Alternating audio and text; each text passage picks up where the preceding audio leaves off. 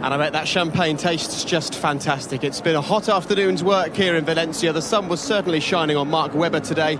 And that man, Sebastian Vettel, is a race winner once again. 1-0 to Germany, Jenson Button said as the drivers were preparing to go out onto the podium. I think Sebastian's probably thinking a little bit more about 25 points in his back pocket right now, certainly for the next 5 minutes until the game kicks off. Congratulations to Sebastian, congratulations to Germany, and of course, well done to McLaren as well. They were looking for a hat-trick of wins, but today it wasn't to be. So there they are, celebrating on the podium, and the man to my right who is celebrating, as he has done quite a lot this season, Christian Horner. But Christian, with Sebastian up there and Mark probably just sort of catching his breath, I suppose, in the moto, a mixed emotions afternoon for you. Yeah, I mean, the most important thing today is that Mark Webber's safe, and he's fine after that accident. A really nasty-looking accident. Horrible to see a car get in the air like that, and it's great that he's fine. Mixed emotions because obviously Sebastian drove an excellent race and a very controlled performance today at a track that really shouldn't suit us. We've got no reason to be winning here, but we've managed to do it again at a circuit that we know doesn't suit the characteristics of our car. For about the first time this season, we arrived here not talking about Red Bull. It was all about the updates for Ferrari. It was all about 3 wins on the spin for McLaren. You've brought an F-duct here, and like everything else this season, Adrian Newey seems to be able to design things that, when you put them on your car, they just work perfectly. No, Adrian and his guys, they're working their magic. They're doing a brilliant job. We're getting performance to the car, every race weekend, and that's added up at a track that we've always traditionally struggled at. So big result for the team today. Disappointing with Mark, but the most important thing is that he's fine. Just coming back to Mark's incident, obviously very frightening to see a car getting airborne. Have you got any concerns over the proposed rules for next year regarding lower wings for driver adjustable wings and KERS, or is that just far from your mind right now? Well, what it looked like was that the braking point of the Lotus is so far in advance of our car that Heikki just braked and Mark then rode over the back of him, got in the air, and once the air gets underneath the car like that, it's a horrible sensation. He did it in a Mercedes at Le Mans many years ago, but just great to see that the chassis has done what it should, and he's okay. Christian, do you hold Mark completely blameless? Well, yes, because the closing speed was so massive, he just didn't have the chance to react. So again, a difficult one, but when you look at the replay, you see how quickly he closes down on the back of the Lotus. There was no time to react. That's what I wonder. I'd just like to know what's inside your mind. Do you hold Mark totally blameless? Yeah, I think Mark is blameless for that. I mean, he could have gone to the one side, but I think just he wasn't able to judge how early Kovalainen was going to brake, and it's like they're in a different formula today. Did he come on the radio once the car came to a stop to let you know he was okay, or did he just jump out? No, he threw the steering wheel out of the car, and at that point you don't hear much. We might have slightly different opinion on that, but we'll live with our decisions. I often different opinion about your shirts, Eddie. So I suppose the concern is for people at home watching this is that at that moment, Mark Webber and Heikki Kovalainen, despite David describing the Lotus as being in the B class and you guys racing in the A class, they were racing for track position. And as soon as we get into a situation in Formula One where the slower cars feel obligated to get out of the way, we're going to find ourselves in a very difficult position, Chris. It's a difficult one because, again, I don't blame Heikki for that incident either. Heikki's a professional driver, and he was racing in a car that was a great deal slower. And the problem is that the performance difference between the cars is so enormous. That we saw an incident like that today. So lessons need to be learned and observed from that. Okay.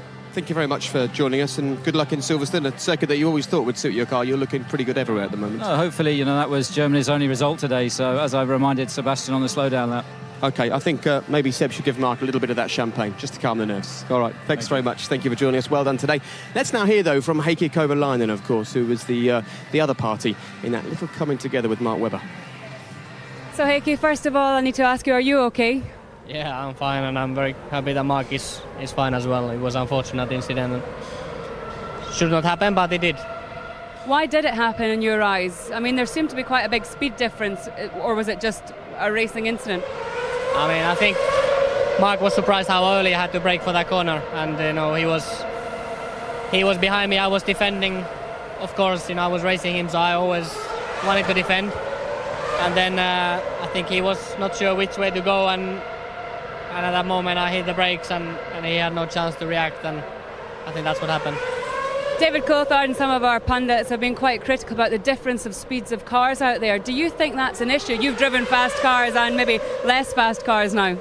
I don't think it's an issue. I mean, we should be good enough to deal with that. But I mean, today we need to see, look at the telemetry, look at everything to see if we can learn something from that. And I mean, it can happen, and it was a big accident, and luckily he didn't get hurt. So we need to look at that. But at least this year, you know, the speed difference that there are between my car and the top cars, I never have felt that it's too much, that I cannot handle the situation. But we need to look into that. It's good you're both okay. Thank you. No problem, thank you. Well, let's clear this up then with David and Eddie. It's worth pointing out that next year the 107% rule will come into Formula One, which means that if you're super slow in qualifying, you won't get the chance to take part in the race. It's worth pointing out that this weekend, every single car on that track was within the 107% rule. So, Eddie, let's come to you first. You said to Christian there, I think my opinion might differ to yours. Give us your opinion about what happened out there. Well, personally, I'm a little bit fed up with this business of the slow cars and the fast cars. Every car out there has earned the right. They got the entry, and the drivers have all qualified. They know there is a difference in speed, and it is not a bully boy tactics. The first 4 teams do not have the right, when you're on a racing lap and racing for position, just to bully your way past. If at the same time, why did Kobayashi stay in where he should have stayed? It was fantastic what he did. Having a look at Mark Webber's onboard, David, you think it's as much the movement across the track that Kovalainen was guilty of? Well, he moves to the right, and then we didn't see it really so much from that angle, as we have a very frightening scene there, but he then moves slightly over to the left. And, you know, I don't want to beat up on the small teams. Everyone, has put a great deal of effort to get on the track, but there's a serious issue here. And when you've got big speeds between cars, you see Heikki went a little bit to the right and then moved over to the left. And at that point, because of the speed differential, Mark wasn't able to react. Now, this isn't saying that Heikki's all to blame. What I'm raising the issue of is big closing speeds are potentially very dangerous. If that was all happening and they were both doing exactly 200 miles an hour, there wouldn't be the issue. But Mark's arriving there on the slipstream with extra speed, and that's what happens when 2 cars come together. And today, we're extremely lucky we're not dealing with a much more serious result from that accident. Of course, and we're all thankful that the safety in Formula One now is so great that Mark is able to get away from something like this and make his way back to the motorhome. You've been stuck behind slow cars before. I remember you spending most of the race behind Enrico Bernoldi once. Christian says Mark's not culpable at all there.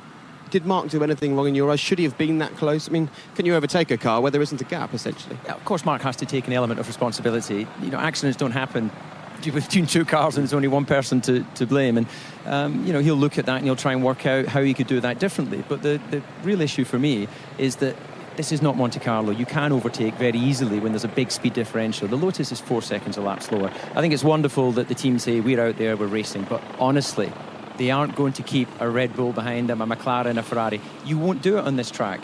So you've got to pick your fights. Eddie? Sorry. I mean, I fundamentally disagree. I have to disagree. Just change away, please, from the Kovalainen and the Webber thing for a second. Are you telling me, David, that the situation with Button and Kobayashi, for example. Kobayashi drove a stunning race, and he's in a much slower car. No, he's not. He is within a second of the McLaren and was close on that during the race. There is 4 seconds. I watched the lap times during the race. There's 4 seconds difference in speed on average between the Lotus and the Red Bull. This is like Eddie the Eagle trying to jockey for position. But he's qualified. They were racing on the track for position. What I'd like to ask Mark Webber to do is to go home and study it in the cold light of day. And you tell me, why was he trying to milk the last ounce out of the slipstream? He shouldn't have been there. He made a mistake. I agree with that point, Eddie. That is not the issue about whether Mark has to take some responsibility. Of course he has. But Heikki made two moves, which makes it very difficult when you're coming at 200 miles an hour. With the greatest respect, you haven't done that. Well, so maybe, trust me on maybe this. not. Listen, I've stood on the pit wall and I will defend my drivers when they do things like that. For me, it was the obligation of Mark Webber to get by in a safe fashion. He didn't do it. You know, you cannot keep coming down on the small teams. It's wrong, fundamentally wrong. You mentioned the word respect there, David. Just to sort of finalise this, we've seen the slow cars getting out of the way of the quick teams all year. I think I'm right in saying, having looked at my feed on Twitter, nobody wants to see slow cars being forced to move out of the way of fast cars if they're racing for permission. But talking of respect, do the fast teams at this end of the pit lane give enough respect to the guys that are working hard, trying their best to race in Formula One? These guys at the top of the grid were at the bottom once upon a time. Don't think they were all just born with a silver spoon in their mouth. They didn't just arrive here as winning teams. They slogged away and they worked their way up. The rules are quite clear. You don't make more than one move under braking, okay? And a slower car, a car that is running at a lower pace, cannot obstruct the car behind. You can maintain your racing line, but you can't block. There's certain rules. That's a very different point to slow cars moving out of the way of fast cars. That may be a rule. I never said they should just move out of the way, happened. but you've got to pick your fights. And he wasn't going to keep him behind for a few laps. Okay. And let's just remind you of one thing. The result is the Lotus didn't finish today. Very true. So what was clever about that? Defending your position. You've lost a chance to develop the car for half a Grand Prix. Okay, it's worth pointing out, actually, if you follow Mike Escon on Twitter, he thought that they were rather unhappy with Mark Webber just after that incident. So there you go. Everyone, depending on where they are in the pit lane, they have their own opinions. But this will run and run. Don't forget, we are heading off to the F1 forum, so via email or via Twitter, we'd love you to share your thoughts on this incident. And, of course, Martin Brundle will join us as well. But right now, let's hear from the guys who didn't get themselves mixed up in any nasty moments out on track today. The three fastest guys at the European Grand Prix. Congratulations, Seb. Fourth time of asking, you finally convert one of those poles into a race win. Yeah, it's about time, I would say. Obviously, it wasn't the easiest way so far, but, what happened. We can't change it, but it's good to be back and on a circuit where we didn't expect to be that strong, to be quick enough at all time in the race to slightly pull away, find the gap, and then carry the car home. Obviously, it wasn't as easy as expected. When I saw the safety car board, I was just on the main straight, and I thought, now this will be tough because the cars that follow, they might get a stop for free. But I was lucky that the first couple of cars were in the same situation than I was, and then after the safety car, I had a huge lockup into the last corner, trying to brake as late as I could. Obviously, the tires, when you go around slowly, and after the pit stop, you never really had the chance to bring them up to temperature. They were colder than I expected, and big lockup, but I could stay in front. After that, I had a bit of a flat spot, but it was all right. Obviously, a lot of laps to do, so I tried not to push too hard. When I got the message that Lewis had to go to the pits to get his drive-through, obviously, I backed off a bit, and finally, we are back here, as I said. So it's good to get a lot of points. It's good for the championship, and very pleased with today. So I think the guys can be extremely proud. Another tough weekend for them, as I said already yesterday. Very little sleep, but it pays off. So we need to keep our head in and focus on the next one. Is our home Grand Prix. I think it's more or less everybody's home Grand Prix, but it's good for the team. We had a sensational race weekend last year, and we try to repeat that. And one more thing, I think most important of today is the fact that Mark had quite a big shunt, but the fact that he's fine. So. It shows that the cars get safer and safer, but still there's a lot of risk. So, I'm happy. I asked on the radio, so I'm happy to hear that he's all good. Congratulations to you. Lewis, you had your drive-through penalty. Talk us through what happened when you saw the safety car coming out and you were side by side on the track.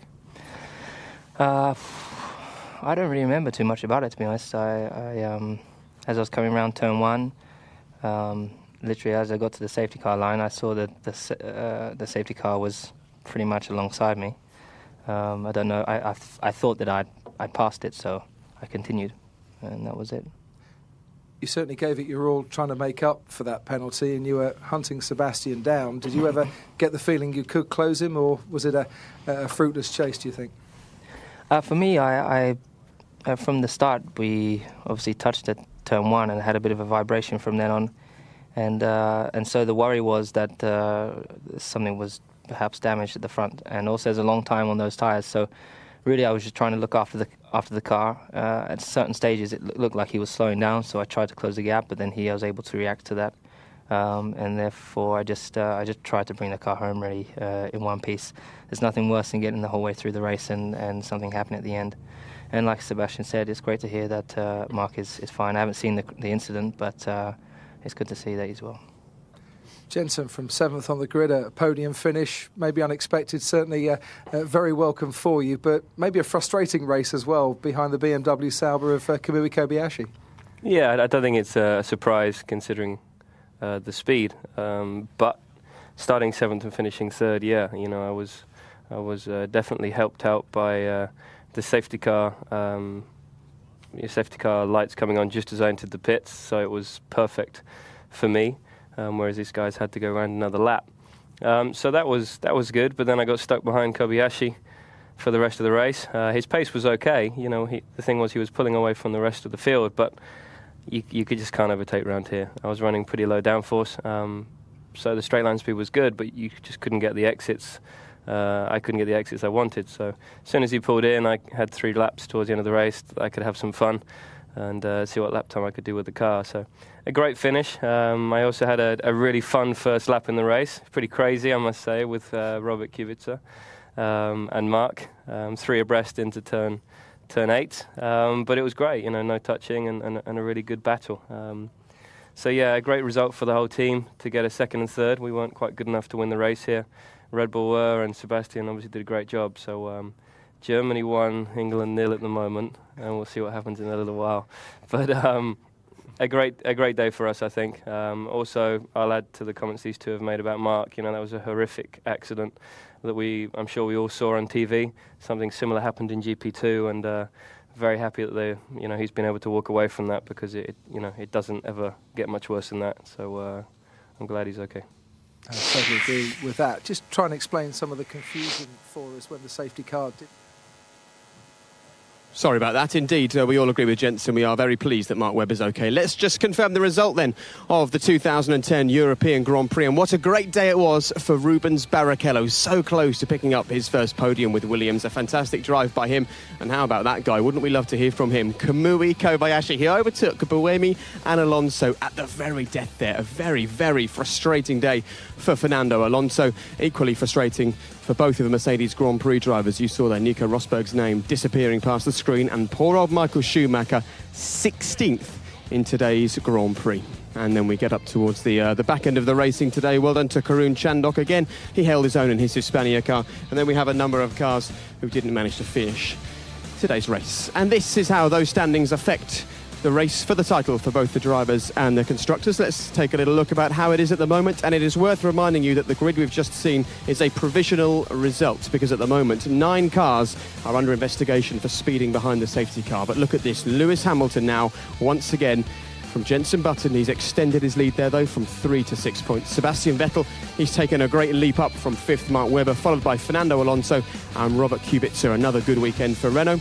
And having a look at the constructors' battle, McLaren and Red Bull are really enjoying that. Just 30 points between them, and Ferrari now sit on 163 points, around 80 points away from the lead. And it's Ferrari that we're going to turn our attention to now, because you probably enjoyed these two going toe-to-toe in the pit lane, discussing the fast teams and the slower teams. But let's talk now about Fernando Alonso's frustration today. And it all stemmed from the moment that the safety car came out, and as far as he was concerned, Lewis did something a little bit naughty. Just talk us through what happened here, David. Yeah, well, we obviously see the running out on track coming out the last turn, and we've got the yellow flashing boards, and then as we see here, just coming out. Sorry, I'm struggling to see from my position here, but look where the safety car is. The line astern, and Lewis is, should I go, should I not? And obviously he's passed, and the rules are quite clear that you have to. So we see it on board from Lewis coming out the last corner. Now at this point he will be getting some information from his team as to the safety car being deployed, where it might be, but it's only at this point he sees it, and he's in a moment of indecision. Should I go, should I not? Is he on the track? But of course the pit lane is active, and then he runs side by side and makes a decision to pass. And here we are from the helicopter shot. Here again Lewis gets up alongside, and there they are. Should I go, should I not? He hesitates, and then he makes a decision just before, critically, the safety car exit line. And that's the issue that has obviously enraged Fernando Alonso. Now, first things first, how difficult is it for a driver in a situation like that to make a call at, a split second? Well, it is incredibly difficult, because normally you're focusing coming around that turn 1 at very high speed. You are aware of where the safety car line is, but it is just that, a very small line. So, easy to criticise with the benefit of a helicopter shot, but we've got to try and put ourselves inside Lewis's car. But why there was an indecision as to whether he could go or not, that's a little bit more difficult to understand, because they would have gone through that before the race. OK, well, we know how frustrated Fernando was, Eddie, by that situation. I'm keen for you to have a look at this, because you spent many a Grand Prix sitting on the pit wall getting frustrated by what's happening on track. We tried to speak to Stefano Domenicali. Give us your thoughts on this, Eddie. Have a look. Well, Stefano, tell us your thoughts. I can tell by the team's thoughts it's not particularly happy. I think that you can imagine why. So I think in this moment it's better to stay quiet, not to say anything, because everyone has seen what has happened. So And off goes Stefano Domenicali. Not keen to talk, Eddie. Can you blame him? Well, for me, that looks very defensive. In one respect, if he was very buoyant and very positive, he would have been very happy to tell us his side of the story. He chose not to do that. I don't know what's going through Stefano's mind, but he is a very accommodating guy, and to act like that is somewhat of a little bit of surprise, because for me, just didn't look good. OK, so frustration from Stefano there. What about Fernando? We heard him on the team radio during the race, and this is what he had to say when he stepped out of the car. Fernando, I think you look pretty frustrated on your team radio. You sound pretty frustrated. Is that how you feel? I think it was unreal, this result, and unfair, this result as well. We've been fighting for a podium until lap 15. We were 1 meter behind Hamilton. We respect the rules. We don't overtake under the yellow, and we finished 9th. He finished 2nd. So there is something to think about. And just tell us, how much does that affect you as a driver? Because we heard you talking about it so much. The team were telling you to concentrate. Does it alter your driving? Yeah, completely destroy the race. And what about, there's still quite a lot of cars in front of you who are under investigation for safety car speeding. Well, hopefully we can move forward, because after the victory of Vettel and the podiums of the McLaren, 9th place are very little points for us. So we need more points out of this race. So if we move forward after the investigations, will be welcome, but we see. We need to say sorry and apologize to the fans that came here, 60 or 70,000 people, to see this type of race. Will you go and speak to the stewards again about this, or who can you speak to? Will your team go and speak to somebody? Because you obviously think this is very unfair. I think the team already spoke, and they gave the penalty already to Hamilton a little bit too late, 20 laps to investigate one overtake, but this is what it is for the moment. We need to improve for next race. Hopefully we need to be more competitive, start on pole position, and maybe avoid these problems, and Silverstone will be next chance for us to recover these positions we lost here again. Wow, what an interview. Well, we know that Fernando Alonso is a man who has history with Lewis Hamilton, and of course he would have wanted to do well here in front of his home fans. But as far as he's concerned, that moment from Lewis ruined the race, guys. Look, that for me is a little bit sour grapes. The fact is, the judges, the stewards, sat down. They have obviously spent a long time, 20 laps, discussing it, came out with a penalty, took the penalty, and the problem is Alonso is still not happy, because it's 2 years ago that this grief has been going on. This is bubbling away inside him, and you can see it's eating him up. He hates it, and he hates McLaren, and he hates Hamilton, and it's still festering on. I think the only argument that he has there, and the only gripe, is the fact it did take 20 laps. We were able to look at it on a helicopter shot, and we can see clearly what happened. So, I think he does have an issue to question why the stewards couldn't get that out within 10 minutes. His frustration, is that because of what happened, or is it because it was Lewis Hamilton? Of course, there's both of those factors. I agree with Eddie, there is history there. And 20 laps, that's 25 minutes to make that decision is a long time. They could have probably got it out a bit earlier, and maybe he feels that was going to change the outcome. But let's remind ourselves, he did get a penalty. He was penalised for his mistake. So, he's paid the same penalty that Fernando would have if he'd made the same decision and or mistake, depending on your view. And the way it works. Some people are lucky, some people are unlucky. Look, Alonso was just unlucky. There is no divine right to give anyone, because Alonso was a double world champion, that he can manipulate or try to manipulate the stewards in any way possible. It's just look at a draw. OK, and just worth reminding you that there are cars under investigation. If they all take penalties, Alonso could end up 4th. Now, Mike Gascoigne, we would love you to step in and join us here. Of course, hello, gentlemen. From the Lotus team. Oh, I'll just step back and let you two go. I sense Mike wants to say something here. So you've obviously heard my view about the Class B guys trying to mix it with the Class A. It was a fight he could never win. He would David, get past at some point. In the times you were slow in your career, did you let the guy behind back past? If he was 4 seconds quicker, I did. No, yeah. but it's a motor race. I totally agree. I admire that. I admire the fact that you race everyone. If it's for position, you race everyone. I mean, in Q1, we were 2.5 seconds off the quickest car. Around here, you can defend that. And if someone's behind you, you defend it. It's a motor race. If it's but, Mike, you were 4 seconds off the pace in the race. Frankly, Q1 doesn't matter at that point. And surely the fact that you've lost a car, you've lost the chance to develop the car, that's something that a small team is really struggling for. Would that not have been a more wise choice and take the battle? We lost it because the guy behind made a mistake and crashed into the back of him. Mike, if we can just watch the incident actually with you here, I would love to know why you would put the blame on Mark Webber and not on your driver. So if we take a look, because David has already discussed that he thinks Heikki moved too much here. What's your take? Well, I think he's driving in a straight line. Well, if you look at the white lines either side, I think... But when you talk about movement, I mean, you're talking a wheel width. At 200 miles an hour, Mike, that makes a big difference. No, but, I mean, he's not moving from side to side. He's not weaving at all. And Mark's missed his braking point. Heikki's braked in his normal point. Mark's missed his braking point. Yeah, I don't think it's entirely Heikki's fault, just to be absolutely clear. I think that Mark has to take an element of the decision on the closing speed. But I'm of the view that looking ahead to next year, movable wings, KERS, big closing speeds are quite a difficult issue. Movable wings are a big issue, and the first thing we discussed on the pit wall, because you're going to get those big closing speeds a lot more often, and around here, as that's just been shown, it's dangerous. But I think in this issue, someone's missed a braking point. Mike, I have to say that when we worked together, we didn't always agree. I must remind my new colleague, David here, what your nickname was at Jordan was called Rottweiler. Now I understand why. But anyway, I'm defending you in this case. For me, it was a mistake. Mark missed a braking point, or he just got too close on the slipstream. He made a mistake, and I think they have to own up to it. Yeah, and I mean, the most important thing that he's all right, no one was injured, because it was a horrific accident. But no point beating up on the guys it's at a the racing back. incident. I mean, he didn't mean to do it. He didn't want to do it. He didn't want to ruin his race. Heikki didn't want his race ruined. Absolutely. And from his point of view, he thought he was driving fairly.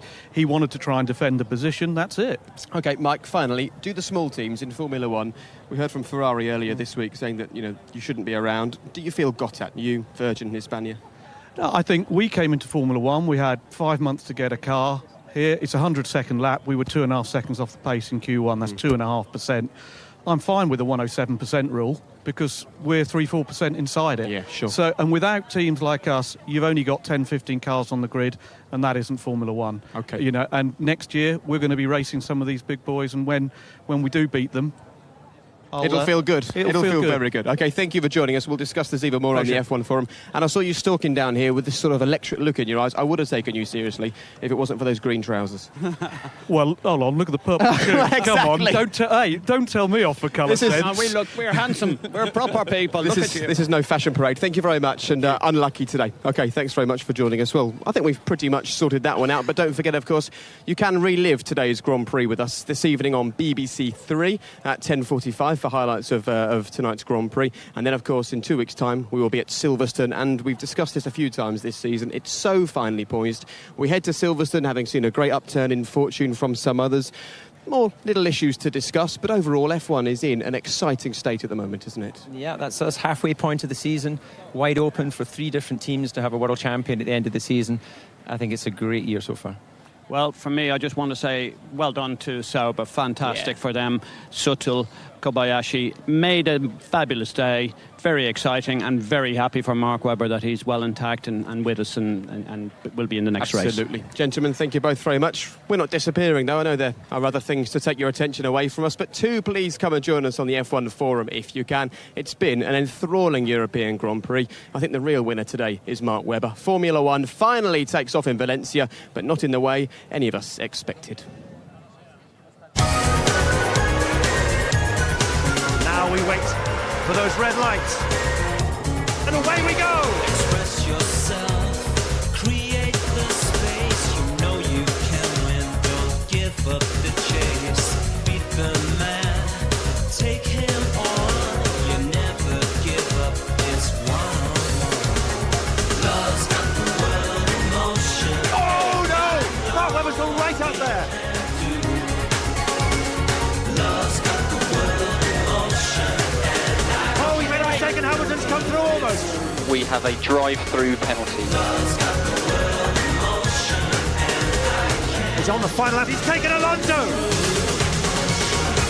Sebastian Vettel wins. Yeah! Germany's best result of the day.